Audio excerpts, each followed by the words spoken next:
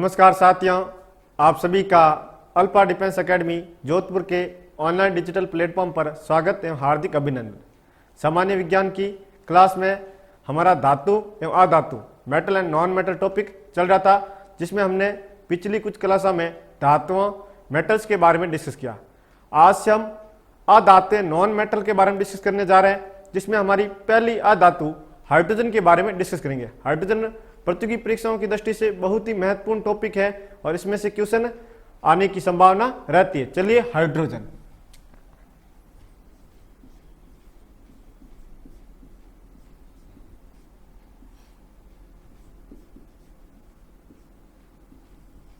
अभी हम हाइड्रोजन तत्व के बारे में बात करेंगे, फिर हम हाइड्रोजन गैस के बारे में बात करेंगे। हाइड्रोजन को हम 1H1 लिखते हैं। पैरा में क्या पेज है, PEZ, प्रोटॉनों की संख्या, इलेक्ट्रॉनों की संख्या और परमाणु क्रमांक। अतः हम कहेंगे कि हाइड्रोजन में प्रोटॉन कितने हैं, 1, इलेक्ट्रॉन कितना है, 1, और उसका परमाणु क्रमांक कितना है, 1। और सिर पे क्या है, सिर पे भार है, सिर पे क्या भाई, परमाणु भार है, द्रव्यमान संख्या जिसे हम A लिखते हैं। तो हाइड्रोजन का जो परमाणु भार, द्रव्यमान संख्या कितनी होती है भाई, 1 होती है। ये बात समझ में आ गई। चलिए अब देखना थोड़ा, हम हाइड्रोजन में न्यूट्रॉनों की संख्या निकालते हैं। हम हाइड्रोजन में न्यूट्रॉनों की संख्या निकालते हैं, तो देखना थोड़ा न्यूट्रॉनों की संख्या कैसे निकालते हैं। हम जानते हैं कि प्रत्येक परमाणु को अपने पर क्या होता है, नाज होता है। तो n बराबर A माइनस जेड। ए क्या है, द्रव्यमान संख्या। हाइड्रोजन की द्रव्यमान संख्या कितनी है, 1 है, माइनस का माइनस, जेड क्या, परमाणु क्रमांक। हाइड्रोजन का परमाणु क्रमांक कितना, 1 है। तो 1 में से 1 गया, कितना आया भाई, 0। इसमें न्यूट्रॉनों की संख्या कितनी है, 0। तो यहां से क्वेश्चन बनता है कि ऐसा कौन सा तत्व है जिसमें न्यूट्रॉनों की संख्या 0 होती है, शून्य होती है, या जिसे हम न्यूट्रॉन विहीन या न्यूट्रॉन रहित तत्व कहते हैं, उसका नाम है हाइड्रोजन। तो हम हाइड्रोजन को क्या बोलेंगे, हाइड्रोजन को न्यूट्रॉन विहीन, हाइड्रोजन को न्यूट्रॉन विहीन या न्यूट्रॉन रहित तत्व कहते हैं। ये एग्जाम में क्वेश्चन पूछ जा सकता है कि ऐसा कौन सा तत्व है जिसमें न्यूट्रॉनों की संख्या शून्य हो या जिसे न्यूट्रॉन विहीन या न्यूट्रॉन रहित तत्व कहा जाता है। हमारा उत्तर आएगा हाइड्रोजन। दूसरा, और हाइड्रोजन के बारे में जानकारी जुटाते हैं, हाइड्रोजन को आवारा तत्व भी कहा जाता है। हाइड्रोजन को आवारा तत्व की संज्ञा दी गई है। इसको आवारा तत्व की संज्ञा क्यों दी गई है, क्योंकि हाइड्रोजन का आवर्त सारणी में जो स्थान है वो निश्चित नहीं है। हाइड्रोजन के जो गुण है वर्ग एक की जो सार धातुएं होती हैं उनके साथ भी मिलते हैं, और इसके जो गुण है वो वर्ग 17 के जो हैलोजन तत्व उनके साथ भी मिलते हैं। फिर कल बार आई, ठीक है। तो आपको ध्यान रखना है कि हाइड्रोजन को आवारा तत्व की संज्ञा दी गई है क्योंकि इसका आवर्त सारणी में स्थान निश्चित नहीं है। इसके जो गुण है वर्ग 1 की सार धातुओं तथा वर्ग 17 की हैलोजन तत्व दोनों से मिलते हैं। इसका इनको दोनों के साथ रखना चाहिए, लेकिन अभी इसको कहां पे रखा है, अभी इसको वर्ग 1 में सार धातुओं के साथ रखा गया है, जबकि इसको इसके साथ भी रखा जा सकता था, लेकिन ऐसा नहीं है। इसका हम कहेंगे कि हाइड्रोजन का आवर्त सारणी में कोई निश्चित स्थान नहीं है, इस कारण हम इसको आवारा तत्व कहते हैं। ये बात समझ में आ गई क्या।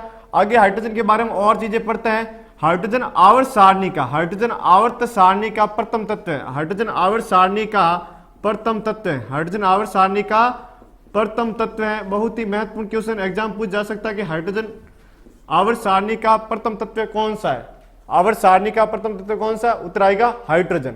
और हाइड्रोजन की आवर्त सारणी में स्थिति क्या है, ये आपके पहले आवर्त और पहले वर्ग का तत्व है।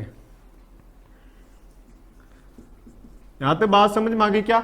चलिए आगे और हाइड्रोजन के बारे में जानकारी जुटाते हैं। तो हाइड्रोजन को भविष्य का ईंधन, भविष्य का ईंधन कहा जाता है। एग्जाम में पूछ जा सकता है कि भविष्य का ईंधन किसको कहा गया है, भविष्य का ईंधन किसको कहा गया है, हाइड्रोजन को कहा गया है, क्योंकि इसका जो कैलोरीफिक मान होता है वो बहुत ही ज्यादा होता है। कैलोरीफिक मान होता है वो अत्यधिक होता है। अब देखना कैलोरीफिक मान क्या होता है, किसी भी पदार्थ का दहन करने पर, उसको जलाने पर जितनी मात्रा में ऊर्जा प्राप्त होती है उसको हम कहते हैं कैलोरीफिक मान। तो जब हम हाइड्रोजन को जलाते हैं, हाइड्रोजन का दहन करते हैं, तो उससे अत्यधिक मात्रा में ऊर्जा प्राप्त होती है, और इस ऊर्जा का उपयोग हम ईंधन के रूप में कर सकते हैं भविष्य में। और ये एक आदर्श ईंधन साबित हो सकता है, अच्छा ईंधन साबित हो सकता है, क्योंकि इसको हम जलाते हैं तो हमें अत्यधिक मात्रा में ऊर्जा प्राप्त होगी। तो हम कह सकते हैं कि हाइड्रोजन को भविष्य का ईंधन या आदर्श ईंधन की संज्ञा दी गई है। क्यों दी गई है? क्योंकि इसका कैलोरीफिक मान अत्यधिक होता है। ये बात समझ में आ गई क्या? चलिए और बढ़ते हैं हाइड्रोजन के बारे में। तो हाइड्रोजन सबसे हल्का तत्व है, हाइड्रोजन सबसे हल्का तत्व है, हाइड्रोजन सबसे हल्का तत्व है, हाइड्रोजन है वो सबसे हल्का तत्व है। यदि एग्जाम में आपको सबसे हल्की धातु पूछे, यदि एग्जाम में आपको सबसे हल्की धातु पूछे तो उत्तर आएगा लिथियम, सबसे हल्की धातु, सबसे हल्की धातु उत्तर क्या आएगा भाई? Lithium, Li। जबकि एग्जाम में यदि आपको सबसे हल्का तत्व पूछे उत्तर आएगा हाइड्रोजन। सिर्फ शब्द बदलने से आंसर बदल रहा है। बहुत ही महत्वपूर्ण प्रश्न प्रतियोगी परीक्षाओं की दृष्टि से ध्यान रखना, सबसे हल्का तत्व है हाइड्रोजन, सबसे हल्की धातु लिथियम। बात समझ में आ गई क्या?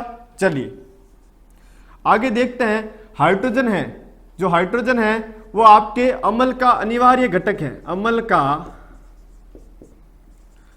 अनिवार्य घटक। जो भी अम्ल है उनका अनिवार्य घटक कौन है भाई? हाइड्रोजन। क्योंकि हम सबको पता है कि जो अम्ल है जलीय विलयन में अपघटित होकर H+ आयन देते हैं, जलीय विलयन में अपघटित होकर H+ आयन देते हैं। यदि हम अम्लों को जलीय विलयन में घोलते हैं तो वो कौन से आयन देते हैं? H+।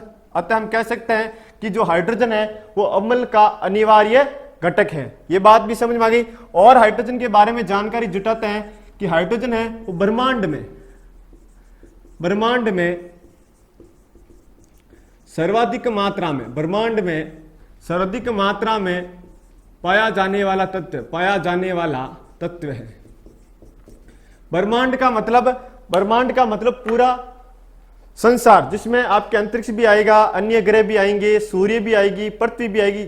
इन सब में सबसे अधिक मात्रा में पाया जाने वाला तत्व कौन सा है? हाइड्रोजन। क्योंकि हम सबको पता है कि सूर्य का अधिकांश भाग है वो हाइड्रोजन एवं हीलियम से मिलकर बना होता है, और सूर्य में नाभिकीय संलयन की अभिक्रिया होती है जिससे हमें प्रकाश और उष्मा ऊर्जा मिलती है। इस बात को ध्यान रखना। तो यहां तक हमने हाइड्रोजन की जो बेसिक जानकारी है वो पढ़ी है। यहां से जो क्वेश्चन बनने की संभावना है, एग्जाम पूछ जा सकता है ऐसा कौन सा तत्व है जो न्यूट्रॉन विहीन और न्यूट्रॉन रहित तत्व? उत्तर आएगा हाइड्रोजन है। आवर्त तत्व की संख्या किसको दी गई? हाइड्रोजन की। ये भी क्वेश्चन बन सकता है। या आवर्त सारणी का प्रथम तत्व कौन सा है? आपके हाइड्रोजन है। अगला कि भविष्य का ईंधन या आदर्श ईंधन किसको बोला गया? हाइड्रोजन को बोला गया, क्योंकि इसका कैलोरीफिक मान अधिक होता है। अगर आपको ऐसा क्वेश्चन पूछे कि सबसे हल्का तत्व कौन सा? उत्तर आएगा हाइड्रोजन। अगर सबसे हल्की धातु पूछे उत्तर क्या आएगा? लिथियम। यदि आपको ऐसा पूछे कि अम्ल का अनिवार्य घटक कौन है भाई? हाइड्रोजन। अम्ल का अनिवार्य घटक क्या है? हाइड्रोजन। जितने भी अम्ल है उसमें हाइड्रोजन महत्वपूर्ण घटक है, पक्का उसमें आता है, ठीक है। और आगे हम देखते हैं कि ब्रह्मांड में सर्वाधिक मात्रा में पाया जाने वाला तत्व कौन सा भाई? हाइड्रोजन है। तो यहां तक आप नोट करो। उसके बाद हम और आगे बढ़ते हैं और हाइड्रोजन के समस्थानिक पढ़ते हैं।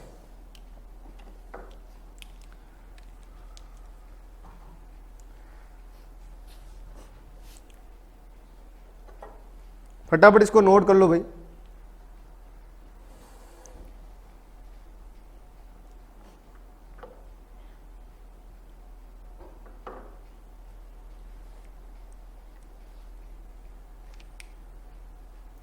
चलिए नोट कर लिया होगा, इसका एक स्क्रीनशॉट ले लो। उसके बाद हम आगे बढ़ते हैं।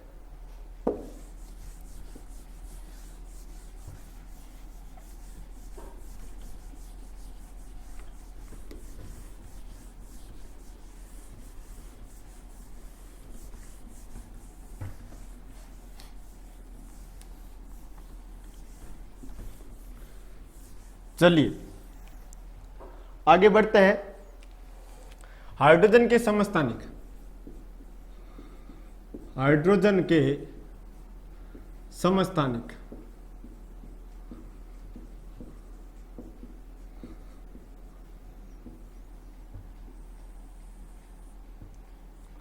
समस्थानिक को इंग्लिश में आइसोटॉप कहा जाता है, ये भी ध्यान रखना। चलिए हाइड्रोजन के 3 समस्थानिक है, कौन कौन से? पहला है 1H1 जिसे हम कहते हैं प्रोटियम।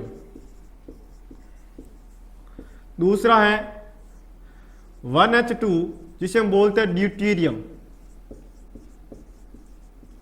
और तीसरा है आपके 1H3 जिसे हम बोलते हैं ट्राइटियम। ये बात समझ में आ गई क्या? हाइड्रोजन के 3 समस्थानिक है, 1H1, 1H2 और 1H3। 1H1 को हम प्रोटियम कहते हैं, 1H2 को हम ड्यूटेरियम कहते हैं और 1H3 को हम ट्राइटियम कहते हैं। इस प्रोटियम को हम P या H लिख सकते हैं, सामान्य हाइड्रोजन, और ड्यूटेरियम को हम T लिखते हैं, सॉरी D, ड्यूटेरियम को हम D लिखते हैं और आपके ट्राइटियम को हम क्या लिखते हैं? T लिखते हैं। ये बात समझ में आ गई क्या? चलिए अब हम देखते हैं कि इसमें प्रोटॉनों की संख्या कितनी है, इलेक्ट्रॉनों की संख्या कितनी है और न्यूट्रॉनों की संख्या कितनी है। तो पैरा में क्या था? पेज, तो प्रोटॉन कितना? 1, इलेक्ट्रॉन कितना? 1, न्यूट्रॉन कितना? 1 में से 1 गया 0। अतः यहां से क्वेश्चन बन सकता है कि ऐसा कौन सा हाइड्रोजन का समस्थानिक है जिसमें न्यूट्रॉनों की संख्या 0 होती है? उत्तर आएगा प्रोटियम। बात समझ में आ गई क्या? चलिए इसमें देखते हैं, प्रोटॉन कितना है? 1, इलेक्ट्रॉन कितना? 1, न्यूट्रॉन कितना? 2 में से 1 गया 1। यहां से क्वेश्चन बन सकता है कि हाइड्रोजन का ऐसा कौन सा समस्थानिक है जिसमें प्रोटॉन, इलेक्ट्रॉन तथा न्यूट्रॉनों की संख्या समान होती है? उसका उत्तर आएगा ड्यूटेरियम डी, क्योंकि तीनों में जो संख्या है, प्रोटॉनों और न्यूट्रॉनों की संख्या कितनी है भाई? 1 है। ये बात समझ में आ गई क्या? चलिए इसमें देखते हैं, प्रोटॉन कितना है? 1, इलेक्ट्रॉन कितना है? 1, न्यूट्रॉन कितना है? 3 में से 1 गया कितना भाई? 2। यहां तक बातें समझ में आ गई क्या? चलिए इस प्रोटियम को हम हल्का हाइड्रोजन भी कहते हैं। क्या कहते हैं भाई? हल्का हाइड्रोजन। जबकि ड्यूटेरियम को भारी हाइड्रोजन कहा जाता है, भारी हाइड्रोजन।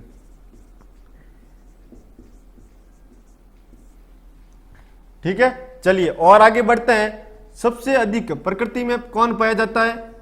कौन सा समस्थानिक हाइड्रोजन का प्रकृति में सर्वाधिक मात्रा में पाया जाता है? तो वो है प्रोटियम। कितना पाया जाता है भाई? वो पाया जाता है आपके 99.98%। और ये ड्यूटेरियम बहुत ही कम मात्रा में पाया जाता है। कितना? 0.16%। ठीक है, और ये कितना पाया जाता है? ये बहुत ही दुर्बल पाया जाता है, बहुत ही दुर्बल है, बहुत ही कम मात्रा में प्रकृति में पाया जाता है। कितना भाई? आपके 10 की पावर -15%।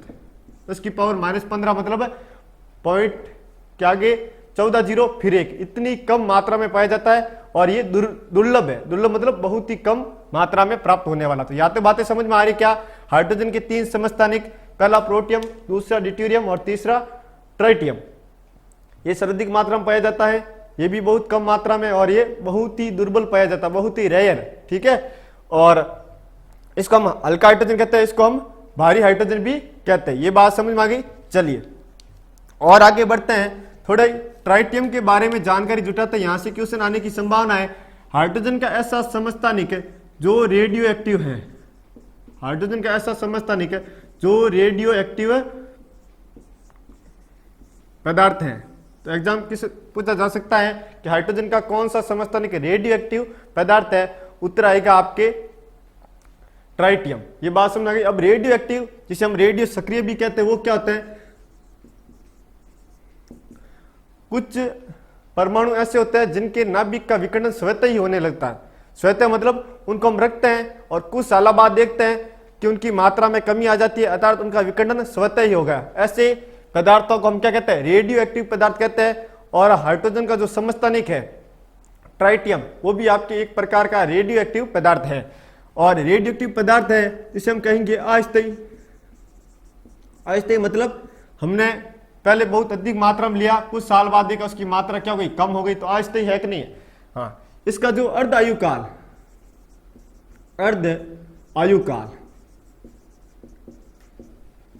जिसे हम बोलते हैं टी, हाँ, वो कितना था? 12.33 वर्ष होता है। अर्थात 12.33 वर्ष में ये आधा हो जाएगा। जैसे हमने 5 ग्राम लिया तो 12.33 ग्राम कितना हो जाएगा? 2.5 ग्राम हो जाएगा। फिर अगला 12.33 ग्राम, वापस इसका आधा हो जाएगा आपके 1.25 ग्राम। ऐसे समझ लो आप। ठीक है, इसको हम बोलते हैं अर्धायुकाल, जिसमें वो पदार्थ अपनी प्रारंभिक मात्रा का आधा हो जाता है। उस काल को हम कहते हैं अर्धायुकाल। और इसका जो ट्राइटियम का अर्धायुकाल कितना है भाई? ये और ये जब इसके नाभिक का विखंडन होता है तो कौन से कण उत्सर्जित करता है भाई, बीटा कण उत्सर्जित करता है। इस बात को भी ध्यान रखना है। यहां तक बातें समझ में आ रही है क्या? यहां तक बातें समझ में आ जानी चाहिए। ये बहुत ही महत्वपूर्ण क्वेश्चन है कि हाइड्रोजन का कौन सा समस्थानिक रेडियो एक्टिव पदार्थ है। उत्तर आएगा ट्राइटियम।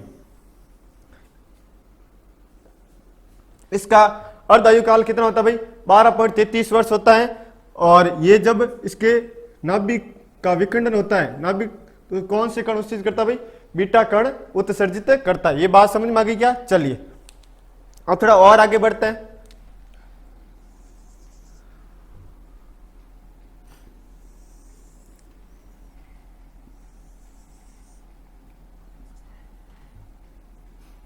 यदि हम प्रोटियम 1H1 जिसे हम हल्का हाइड्रोजन कहते हैं उसको वायु में जलाए तो क्या होगा? तो अगर हम इसको वायु में जलाते हैं, वायु में जलाने पर वायु में जलाते हैं तो क्या प्राप्त होगा? H2O जल प्राप्त होगा। लेकिन यदि हम डिट्यूरियम को वायु में जलाए, डिट्यूरियम मतलब 1H2 जिसे हम डी भी कहते हैं, को वायु में जलाने पर तो क्या प्राप्त होता है? D2O जिसे हम कहते हैं भारी जल या गुरु जल, भारी या गुरु जल। एग्जाम में क्वेश्चन पूछ जा सकता है कि भारी जल या गुरु जल क्या होता है? तो क्या होता है भाई, ड्यूटेरियम का ऑक्साइड होता है। ड्यूटेरियम का ऑक्साइड होता है। बहुत ही महत्वपूर्ण क्वेश्चन कि भारी जल क्या है?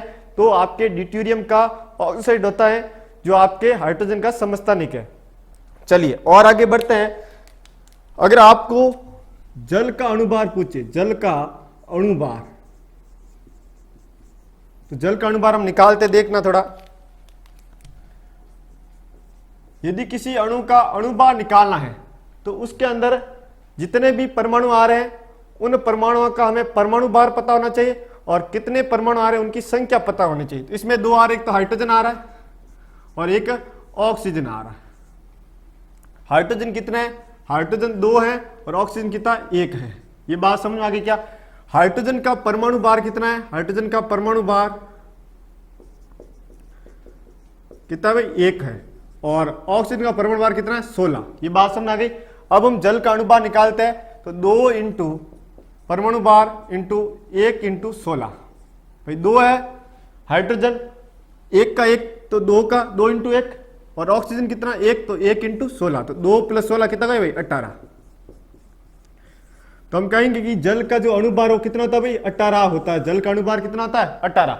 अब देखते हैं कि भारी जल का अणुभार कितना होता है। तो भारी जल में जो ड्यूटेरियम कितना है? 2 है और एक ड्यूटेरियम का परमाणु भार कितना है? यहां पर देखो कितना है भाई? 2। तो यहां 2 प्लस ऑक्सीजन कितना है? ऑक्सीजन 1 है और ऑक्सीजन का परमाणु भार 16। तो 2 इंटू 2 4 प्लस 16 कितना गया? 20 आ गया। तो बहुत ही महत्वपूर्ण क्वेश्चन कि भारी जल का अणुभार कितना होता है? 20 होता है, जबकि सामान्य जल का 18। ये 2 का डिफरेंस क्यों आ रहा है? क्योंकि आपके जो सामान्य जल है वो हाइड्रोजन का ऑक्साइड है, जबकि भारी जल है वो ड्यूटेरियम का ऑक्साइड है। इस बात को ध्यान रखना। और इसमें एक परमाणु भार बढ़ गया। देखो जो हाइड्रोजन उसका परमाणु भार कितना? 1। ड्यूटेरियम का कितना? 1। तो 1 बढ़ रहा है नहीं बढ़ रहा? 1 बढ़ रहा है। और कितने ड्यूटेरियम है? 2 ड्यूटेरियम तो 2 बढ़ेगा। इसका 18 तो उसका कितना देगा भाई? 20 हो जाएगा। इसको ऐसे भी हम याद रख सकते हैं। ये बात समझ में आ गई। चलिए अब एग्जाम क्वेश्चन पूछ जाता कि भारी जल की खोज किसने की? भारी जल की खोज किसने की भाई? तो भारी जल की खोज सन 1932 में यूरे नामक वैज्ञानिक ने की। यूरे नामक वैज्ञानिक ने की और यूरे द्वारा भारी जल की खोज की गई। इस कारण इसको नोबेल प्राइज भी दिया गया। 2 साल बाद 1934 में इसको नोबेल प्राइज दिया गया भारी जल की खोज के लिए।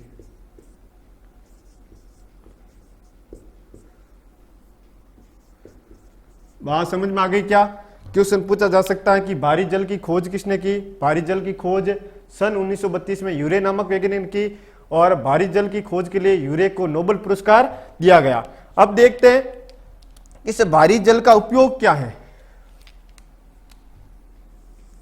भारी जल का उपयोग यूज। तो भारी जल का उपयोग है वो परमाणु भट्टी में मंदक के रूप में किया जाता है। परमाणु भट्टी में मंदक के रूप में।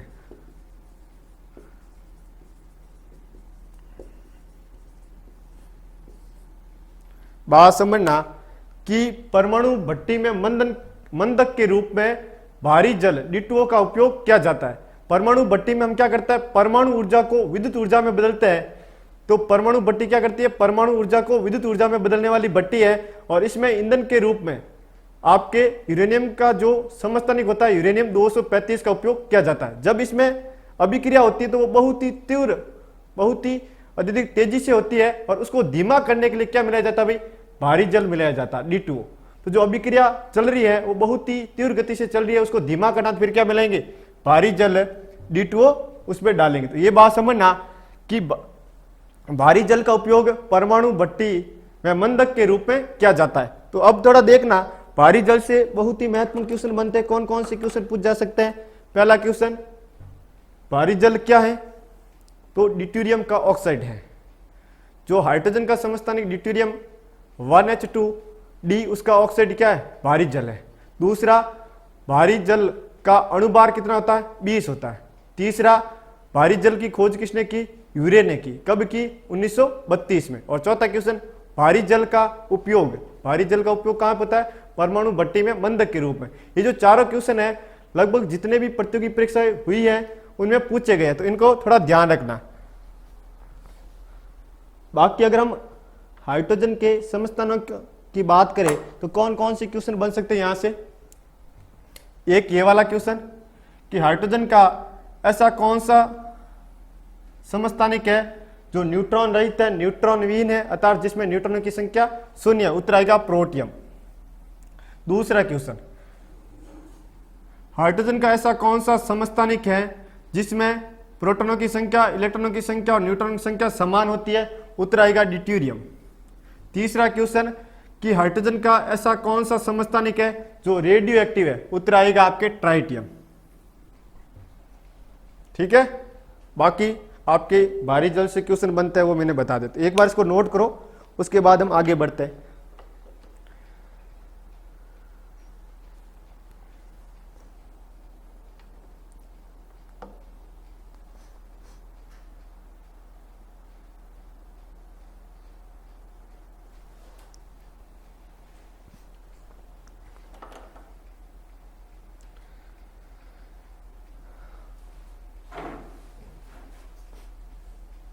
फटाफट इसका स्क्रीनशॉट ले लो, उसके बाद हम आगे बढ़ते हैं।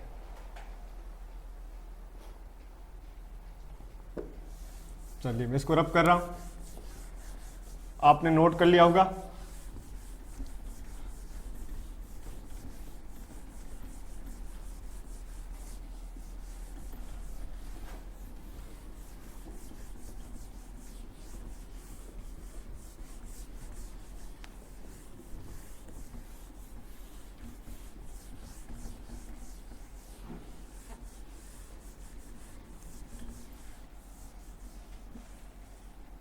चलिए आगे बढ़ते हैं और हाइड्रोजन गैस के बारे में पढ़ते हैं। हाइड्रोजन गैस,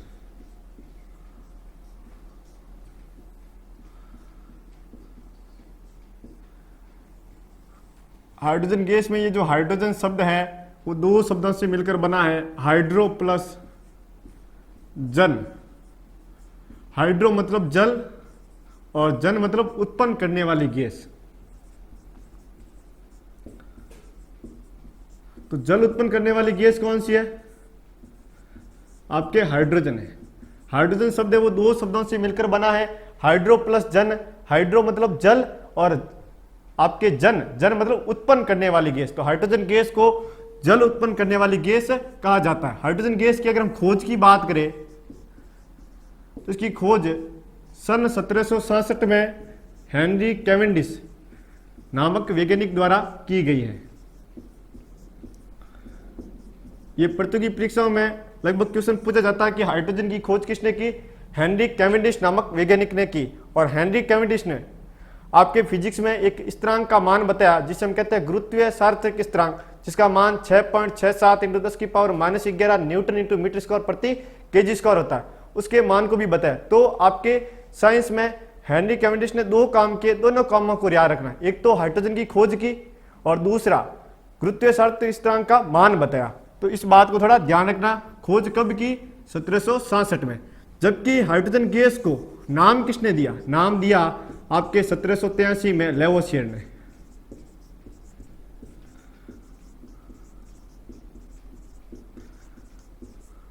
दोनों क्वेश्चन पूछ जा सकता है कि हाइड्रोजन गैस को नाम किसने दिया, उत्तर आएगा लेवोसियर।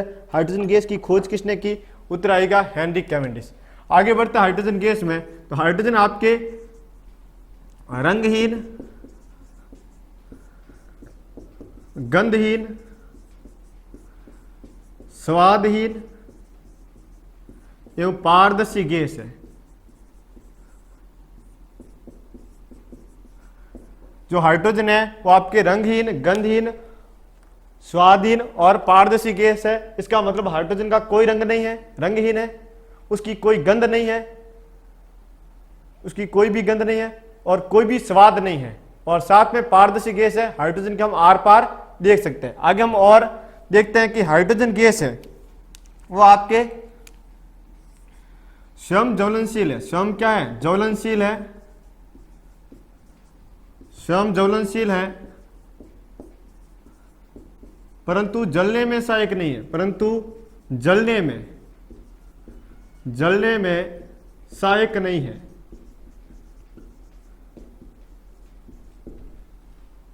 जलने में सहायक नहीं है। इस बात को समझना कि जो हाइड्रोजन है वो स्वयं ज्वलनशील है, मतलब खुद आग पकड़ सकती है, लेकिन दूसरों को जलाना इसका काम नहीं। दूसरे को जलाने वाली गैस कौन सी है?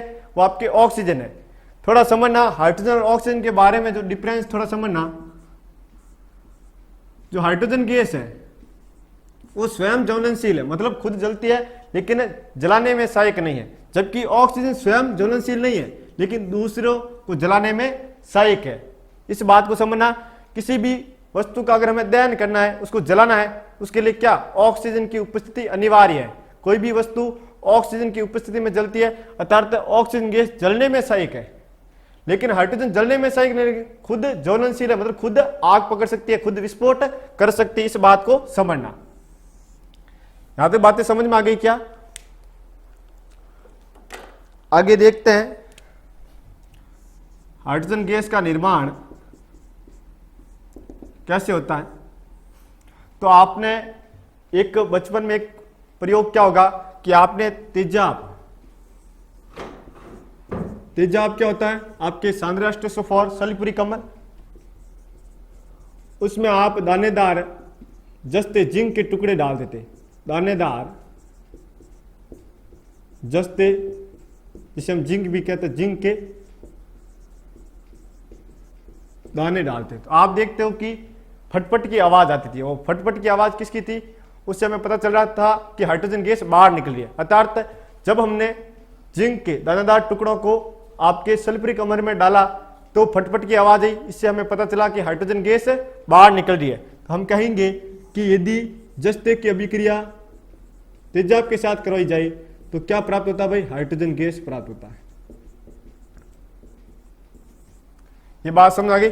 और हाइड्रोजन गैस कैसे प्राप्त होती है? यदि हम किसी भी धातु की अभिक्रिया अम्ल या क्षार के साथ करवाए, किसी भी धातु की अभिक्रिया अम्ल या क्षार के साथ करवाए या धातु की अभिक्रिया जल के साथ करवाई जाए तो हाइड्रोजन गैस प्राप्त होती है। तो और कैसे प्राप्त कर सकते हैं? कोई भी धातु ले लो, मेटल, उसकी अभिक्रिया किसके साथ करवानी है? अम्ल या क्षार। तो क्या प्राप्त होगी? हाइड्रोजन गैस बाहर निकलेगी। और धातु की अभिक्रिया किसके साथ करवा सकते हो? जल के साथ, तो भी हाइड्रोजन गैस बाहर निकलेगी। बहुत ही महत्वपूर्ण क्वेश्चन एग्जाम पूछा जा सकता है कि धातु के साथ अम्ल या क्षार की अभिक्रिया करवाने पर कौन सी गैस बाहर निकलती है, कौन सी गैस उत्पन्न होती है? उत्तर आएगा हाइड्रोजन। ये भी पूछ जा सकता है कि तेजाब में जिंक जस्ते के टुकड़े डालने पर कौन सी गैस उत्पन्न होगी? हाइड्रोजन। बात समझ में आ गई क्या? तो हाइड्रोजन गैस का निर्माण कैसे होगा एक बार आप देख लो। उसके बाद हम हाइड्रोजन के उपयोग पढ़ेंगे।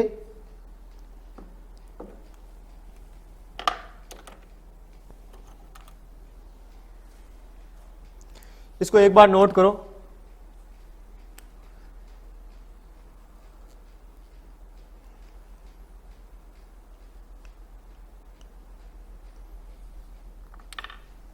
उसके बाद हम आगे बढ़ते हैं।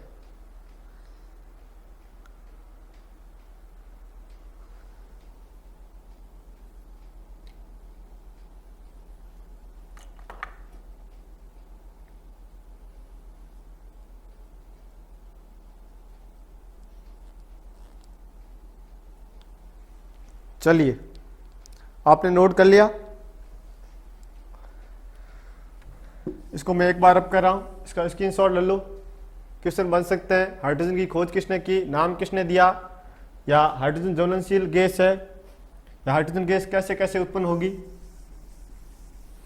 क्वेश्चन बन सकते हैं यहां से। और जो हाइड्रोजन के उपयोग पढ़ेंगे वहां से प्रतियोगी परीक्षाओं में क्वेश्चन पूछा जा सकता है। बहुत ही महत्वपूर्ण उपयोग है हाइड्रोजन गैस के।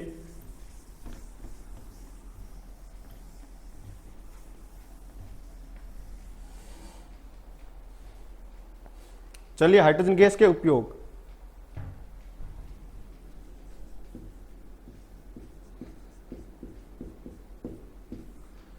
पहला उपयोग है अमोनिया निर्माण की हैबर विधि में। अमोनिया निर्माण की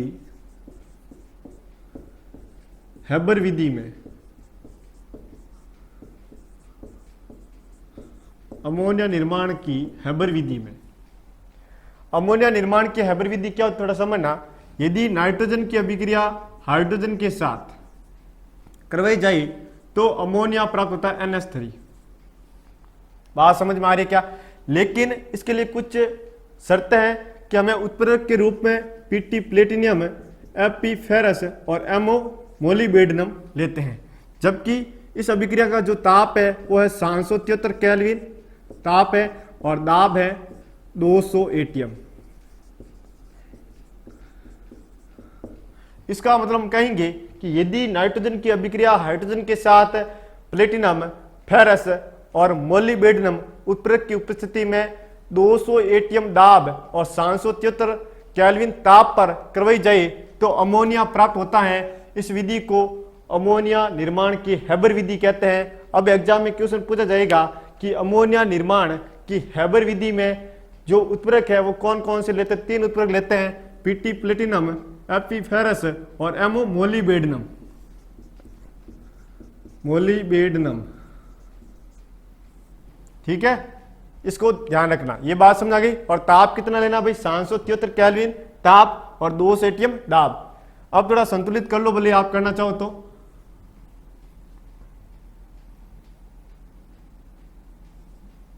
अब हो गया ना संतुलित, ये संतुलित हो गई। अब देखना, ये जो अभिक्रिया है ये उष्माशोषी अभिक्रिया है।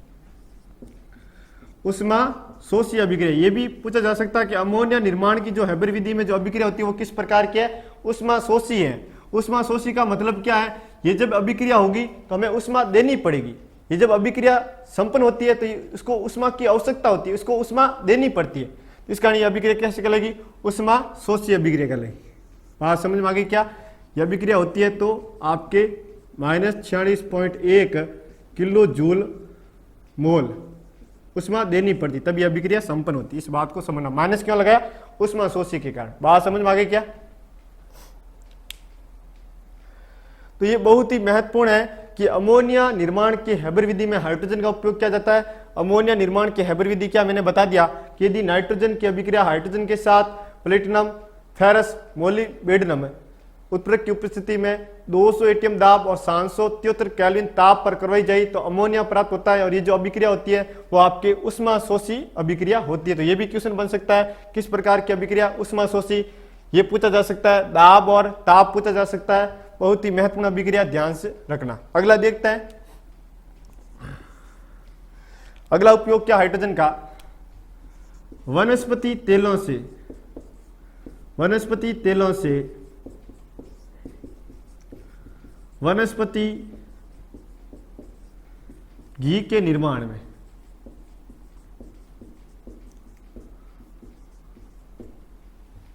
वनस्पति तेलों से वनस्पति घी के निर्माण में भी हाइड्रोजन का उपयोग किया जाता है और इसको कहा जाता है हाइड्रोजनीकरण। हाइड्रोजनीकरण, करण, इसको कहा जाता है हाइड्रोजनीकरण। अब ये कैसा थोड़ा समझना, वनस्पति तेल है, वनस्पति तेल मतलब जैसे आपके सूरजमुखी का तेल हो गया या मूंगफली का तेल हो गया, जो प्रकृति की देन से हम बोलते हैं वनस्पति तेल, मूंगफली का तेल, उसकी अभिक्रिया किसके साथ करवानी है? हाइड्रोजन के साथ करवानी। और शर्तें क्या है कि जो आपके उत्प्रेरक है वो पीटी, आपके पीडी और Na निकल होने चाहिए। उत्प्रेरक के रूप में हम पीटी प्लेटिनम, पीडी पैलेडियम और Na निकल का उपयोग करते हैं। और ताप है वो 120 डिग्री से 180 डिग्री सेंटीग्रेड के बीच होना चाहिए। तो हमें क्या प्राप्त होगा? वनस्पति घी प्राप्त होगा, जिसे हम कहते हैं डाल्टा घी आता है, डाल्टा घी वही होता है। तो डाल्टा घी किससे बनाया जाता है भाई? सूरजमुखी और मूंगफली के तेल से। कैसे बनाया जाता है? इसमें हाइड्रोजन गैस प्रयुक्त की जाती है। और क्या शर्तें रखी जाती है? उत्प्रेरक कौन है? पीटी, पीडी और Na, प्लेटिनम, पैलेडियम और निकल उत्प्रेरक का उपयोग किया जाता है। और ताप कितना रखा जाता है? 120 से 180 डिग्री सेल्सियस रखा जाता है। तो हमें क्या प्राप्त होगा? वनस्पति घी प्राप्त होगा, डाल्टा घी।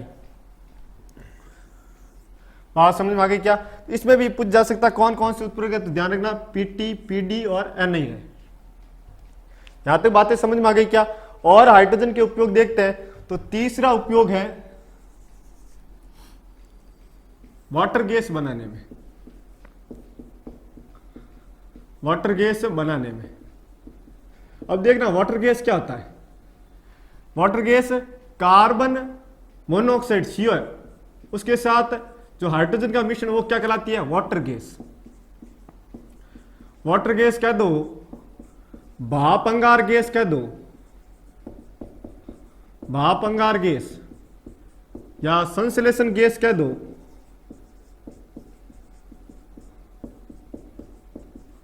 या सिन गैस कह दो, एक ही है सब चीज। एग्जाम में इसका फॉर्मूला पूछा जाता है कि वाटर गैस क्या होता है, भाप अंगार गैस क्या होता है, या संश्लेषण गैस क्या होता है, या सिन गैस क्या होता है। तो आपको ध्यान रखना वाटर मतलब जिसमें पानी होगा। पानी किसमें होगा भाई? हाइड्रोजन में। तो CO के साथ क्या आएगा? हाइड्रोजन। अब थोड़ा समझना, दो है, थोड़ा समझना। CO के साथ यदि हाइड्रोजन जुड़े तो क्या बनेगा? CO plus H2। इसे हम बोलते हैं वाटर गैस, भाप अंगार गैस, संश्लेषण गैस, सिन गैस। लेकिन CO के साथ नाइट्रोजन जुड़े तो क्या प्राप्त होगा? CO plus N2। और इसे बोला जाता है वायु अंगार गैस, वायु अंगार गैस, या बोला जाता है उत्पादक गैस, उत्पादक गैस, या बोला जाता है प्रोड्यूसर गैस, प्रोड्यूसर गैस। देखो एग्जाम में आपको क्वेश्चन पूछेगा कि भाप अंगार गैस का फॉर्मूला बताइए। तो आपको ध्यान रखना कि आपको ये तो पता है कि CO के साथ या तो हाइड्रोजन आएगा या नाइट्रोजन, लेकिन कैसे पता करो कौन सा पूछ रहा? भाप, भाप मतलब जल, जल का मतलब जिसमें हाइड्रोजन आ रहा है वो क्या होगी? भाप अंगार गैस। बात समझ में आ गई क्या? और उत्पादक गैस का पूछे तो या वायु अंगार गैस, वायु में क्या होता है भाई? नाइट्रोजन होता है सर्वाधिक, वायु में सर्वाधिक मात्रा किसकी होती है? नाइट्रोजन की। तो CO के साथ आपके नाइट्रोजन मिले तो क्या बनेगा? आपके वायु अंगार गैस बनेगा, जिसे हम कहते हैं उत्पादक गैस या प्रोड्यूसर गैस। तो दोनों के फॉर्मूले इस तरह से पढ़े जा सकते हैं। तो आपके ये जो वाटर गैस या भाप अंगार गैस या संश्लेषण गैस है, जिसका फॉर्मूला CO प्लस H2, इसको बनाने में हाइड्रोजन का उपयोग किया जाता है। ये बात समझ में आ गई क्या? चलिए और आगे बढ़ते हैं, हाइड्रोजन के उपयोग और पढ़ते हैं। यहां पर थोड़ी सी हमारे पास जगह है।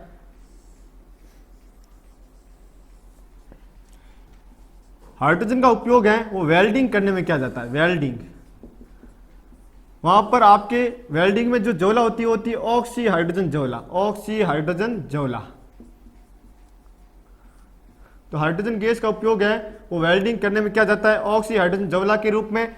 और आपके ऑक्सी एसिटिलीन ज्वाला भी होती है, दोनों का उपयोग करते हैं, ऑक्सी हाइड्रोजन ज्वाला या आपके ऑक्सी एसिटिलीन ज्वाला। क्योंकि वेल्डिंग में कौन सी गैस होती है भाई? वेल्डिंग में एसिटिलीन गैस होती है। ये भी प्रतियोगी परीक्षा में पूछा जाने वाला क्वेश्चन है। यहां तक बात समझ आ गई। वेल्डिंग में हाइड्रोजन गैस का उपयोग किया जाता है, कैसे? ऑक्सी हाइड्रोजन ज्वाला के रूप में।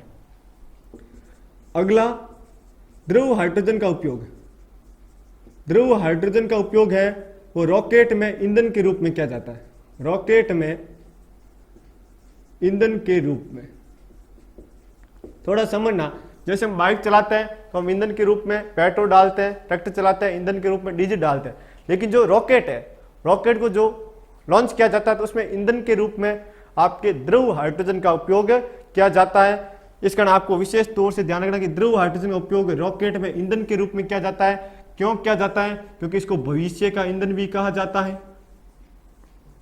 भविष्य का ईंधन कहा जाता है हाइड्रोजन को, इसको आदर्श ईंधन कहा जाता है, और साथ में इसका जो कैलोरीफिक मान होता है वो बहुत ही अत्यधिक होता है, इस कारण इसका उपयोग किया जाता है। तो ये हमने हाइड्रोजन गैस के उपयोग पढ़े, बहुत ही महत्वपूर्ण उपयोग है, थोड़ा समझना। हाइड्रोजन गैस का जो पहला उपयोग है अमोनिया निर्माण के हैबर विधि में किया जाता है। तो आपको थोड़ा अमोनिया निर्माण के हैबर विधि में जो उत्प्रेरक है उनको याद रखना, 3 उत्प्रेरक है, पीटी प्लेटिनम, एफपी फेरस और एमओ मोलिब्डेनम का उत्प्रेरक का उपयोग किया जाता है। बाकी आप ताप और दाब थोड़े याद रख सकते हो, वरना उत्प्रेरक तो याद रखने एग्जाम में पूछे जा सकते हैं। दूसरा, वनस्पति तेलों से वनस्पति घी बनाने में, जिसे हम हाइड्रोजनीकरण कहते हैं, उसमें भी आपके हाइड्रोजन गैस का उपयोग किया जाता है। जो वनस्पति तेल होते हैं जैसे सूरजमुखी का तेल या आपके मूंगफली का तेल, उसमें हाइड्रोजन गैस प्रयोग की जाती है। क्या प्राप्त होता है? वनस्पति घी, जिसे हम बोलते हैं डेल्टा घी। ठीक है। तीसरा आपके वाटर गैस, वाटर गैस क्या होती है? CO+H2, जिसे हम संश्लेषण सिन गैस या भाप अंगार गैस कहते हैं, उसके निर्माण में। इसके साथ ही आपको वायु अंगार गैस याद रखना है, जो CO+N2 का मिश्रण होगी, जिसको हम उत्पादक गैस या प्रोड्यूसर गैस भी कहते हैं। इनके उपनाम और कौन सा होगा मैंने बताया, इसको थोड़ा ध्यान रखना। बाकी आपके हाइड्रोजन का उपयोग वेल्डिंग में किया जाता है, ऑक्सी हाइड्रोजन ज्वाला के रूप में, और द्रव हाइड्रोजन जो लिक्विड हाइड्रोजन है उसका उपयोग रॉकेट में ईंधन के रूप में किया जाता है, क्योंकि हाइड्रोजन को भविष्य का ईंधन कहा गया है, आदर्श ईंधन माना गया है, और क्योंकि इसका जो कैलोरीफिक मान है अत्यधिक होता है। तो ये हमने उपयोग पढ़े, एक बार इसको नोट कर लीजिए।